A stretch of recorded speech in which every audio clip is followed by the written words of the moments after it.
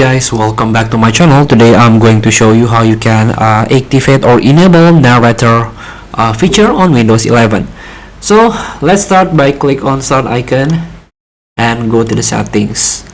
Here you can search on accessibility, click it, and here we go. Under the vision option there is a narrator, voice, verbosity, keyboard and braille.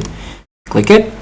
And here we go. In order to enable narrator, you can turn this on. Starting narrator. Narrator dialog.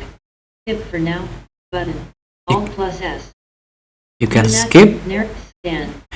And here we go. Narrator still speaking for you.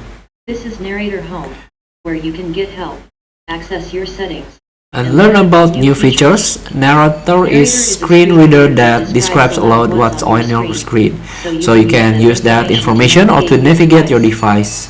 To start stop narrator, press Window low key and Control and Enter. Export the section below to get started. Quick start button. Learn the basics of narrator.